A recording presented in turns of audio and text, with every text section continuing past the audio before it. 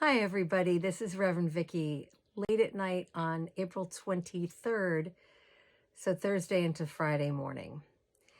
And I decided that this week we would do something I'm calling a heart to heart, which is just me checking in with you about just the well-being of the congregation with no production, no liturgy, just no makeup, no special lighting, no microphones, no tripods. I'm just literally holding my phone up with my very arm. So if it's a little shaky, forgive me. I left all my equipment downstairs. Just me to you, taking a deep breath. And it's a deep breath for all the worship team who's been really working hard in the past weeks to learn how to put together online worship, which has been creatively exciting and fulfilling. It has been technologically challenging. It has just really shown me how game to go, and how giving and creatively energized everybody in this congregation who has participated in worship has been willing to be in a time of real crisis and disruption. And what heart that has given me. It's just been very inspiring. Figuring out, how are we going to do music, and how are we going to do readings, and how do you light the chalice if you don't have a chalice? I've loved watching all of it unfold, just as you have. And thank you for all of your comments. When I've called around to talk to some of you, I love hearing, yeah, we've been watching church every Sunday. And many of you have shown up for our virtual coffee hour, which is terrific. And also, I've been able to see many of you in our small group ministry gatherings online as well. So I feel that we have a unified community experience going on here, with lots of people chatting also on Facebook and on the phone. So I wanted to report to you that I think our congregation's doing really well. We don't have any reports of any sickness. Of course, many of us have had friends and loved ones who have had COVID, and some of them have died, and some of them have survived. And my dears, that's just going to be our reality for the foreseeable future. And that's why it is really important for us to keep realistic about how much we can accomplish and do and learn when on a daily basis we're absorbing a very difficult and painful reality. Some days I think we can absorb more, and some days I think we just kind of go, I'm not going to think about it, and that's all fine. That's okay. You make sure to watch the balance that's happening within you, and you'll get out of balance some days, and that's okay. And one of the members of the church said this week during our Soul Strength gathering, she said, some days I'm able to really give, and this week I need to receive, which was really a wonderful thing to hear. And it's something that I encourage you to be in touch with. When might you be able to give, but when do you need to receive? I talked to a family today that has 3 graduating seniors in it, 1 high school graduate and 2 college graduates, and all of those kids are going to miss their graduations. And that's really hard. So I wanted to do a special acknowledgement today of all of you who are involved with education, whether you're a student or you're a professor or a teacher. It was very hard to hear this week that the schools will not be open for the rest of the school year. And I know that some of us anticipated that might be the case, but it's still really hard to hear that news. And so for all of you who are feeling grief over that loss, I'm feeling it with you. I have a teacher in my family too in Connecticut, and I've been living that with her as a sister. I would like to report to you that the staff of our church is doing really well. Mark's husband Jim is at home, and things seem to be stable there. And Mark's going to start to be coming back to the church as he can. Kenneth is doing well.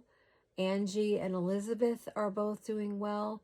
Mike Michaud and Jen are doing well. I think Chris Hansen's doing well. Our RE teachers are being kept on the payroll, and really appreciate that. And we're happy to hear that they're all doing well.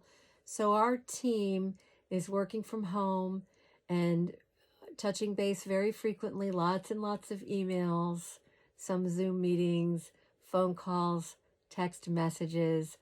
We're communicating in all kinds of ways. Claire Wilson is still our pastoral care coordinator, and she and her team are doing a lot of reaching out by the phone to members of the parish and checking in. Again, we have small group ministries that are going on, including our dialogue group, Sundays at 5 p.m. So things are rolling along. Ministry teams are meeting and convening online. I mentioned, I think, the Green Sanctuary ministry team that was putting together a lot of resources for Earth Day, which really you could consider the entire month of April to be part of Earth Day. Our social justice ministry team has been sharing a lot of ideas about how to help, how to support our partner organizations, and particularly how to support the very, very hard-hit immigrant community in Essex County.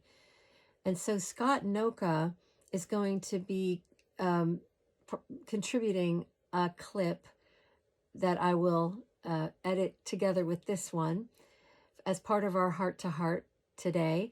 He will be filling you in on what's going on with our sanctuary initiative. And I'm looking forward to hearing that update. I've been seeing things via email, but it will really be good to hear from Scott. So that's going to wrap up my Heart to Heart for this week. This was, again, it was just a breather. It was oh my goodness, we've been learning a lot and doing a lot and absorbing a lot. And why doesn't everybody just take a little break? We've put together some beautiful worship services that exist online, and so folks can revisit them. And maybe it's a breather, a time to catch up for you too. Maybe you haven't had any time to say, I don't know what's going on with my church. So you can check the website. You can check our Facebook page. You can make sure you're caught up on your weekly update emails. And I hope that you do that. And I'd like to encourage you to stay home. Okay? I really, really want you to stay home as much as you can. We're surging right now in Massachusetts with infections.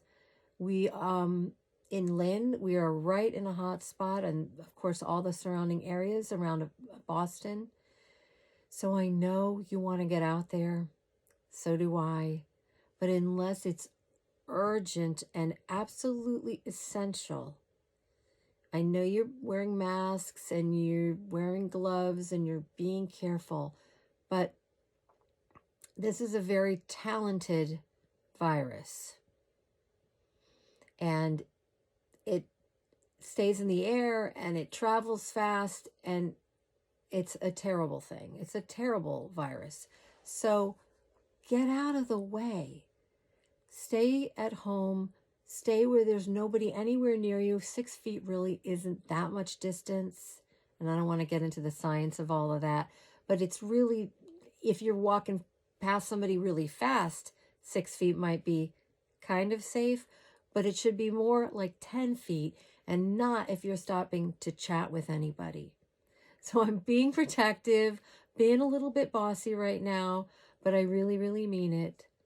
Be safe, be careful, take care of you and those you love, because in a few years, when there's a vaccine and this is something that we're recovering from, I want to be able to look out and see all of your beautiful faces and say, I'm so grateful that you survived. I'm so glad, so grateful we got through this. And we will. It's going to be a time that will try our patience. and it's going to try our spirits, but we are going to meet the challenge in our covenant of love and of service in harmony with the divine as best we can. So that's it for now. On Sunday morning, I will be having a children's chapel with our little ones, and I'm looking forward to that. But for now, it's about midnight, and I'll bid you a good night. Be well. Much love.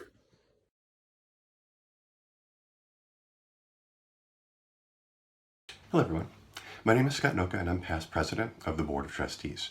I'm here this morning to provide an update on the UUCGL's efforts to become a sanctuary church. Last May, our church voted to support the church building being used as a physical sanctuary for a person or persons at risk of deportation.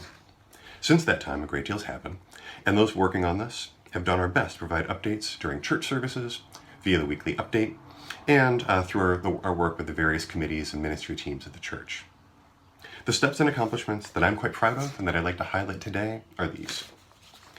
We've worked to create the North Shore Interfaith Sanctuary Coalition, a network of diverse congregations and synagogues connected by a shared sanctuary covenant. We have developed the training materials that sanctuary volunteers would need in order to volunteer as part of our sanctuary effort. We have informed the Swampscott Select Board, the police chief, and the fire chief of our intentions, and we've received no pushback, and in some cases, support. We've worked with an architect to create the plan for the renovations needed for our church to receive an occupancy permit, so a guest can live in our building. These right here. We've had these plans approved by the building commissioner and by the senior town planner.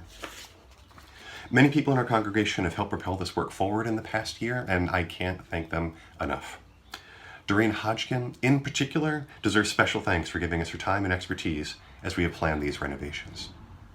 So your next question will obviously be, so when do we open? When will the renovations start? And when will we take a guest into sanctuary? Well, it goes without saying that we cannot move ahead with this work until the end of the stay-at-home order. But in addition to this, we've encountered a challenge that made a pause necessary, even if we were not all asked to stay at home. When the plans for a proposed sanctuary space were approved by the town, it was only after the addition of numerous, very expensive requirements. We had planned to make modest improvements to our building, but the resulting cost was going to be much, much more expensive, more than our coalition could fundraise for. Currently, the UUCGL Sanctuary Task Force is using our forced time of reflection to research our options. We're reaching out to other sanctuary congregations and learning how they avoided having to raise such staggering sums of money. We've learned that there are other occupancy permits in the state building code that we might explore, and that one church simply chose not to get an occupancy permit. We need to learn what approach would be most feasible and most appropriate for our church. With all that said, we live in a different world than we did last May when our church voted to become a sanctuary church. The challenges and the suffering brought about by the COVID-19 outbreak are hitting our immigrant friends and neighbors even harder than other folks. And as a faith community, we need to consider the wishes and the needs of this community that we're trying to help. Their priorities may change, and the need for sanctuary may be replaced by different, more pressing needs. As part of our work, as part of the pause in our sanctuary work, we'll be working with the Essex County Community Organization, or ECHO, to explore what the future of our sanctuary effort might be. While we cannot move ahead with our sanctuary effort at the moment, there are many people in our community that need our immediate assistance. As a church, we've done a great job of reaching out to our own congregants and taking care of one another. Thanks to everyone that has worked hard to make this happen. As there are many immigrants in our community, documented and undocumented, that need our help, I would ask that you listen when you hear about our social justice ministry team's efforts to help this community and consider offering your time and your financial support. Thank you for listening to this message.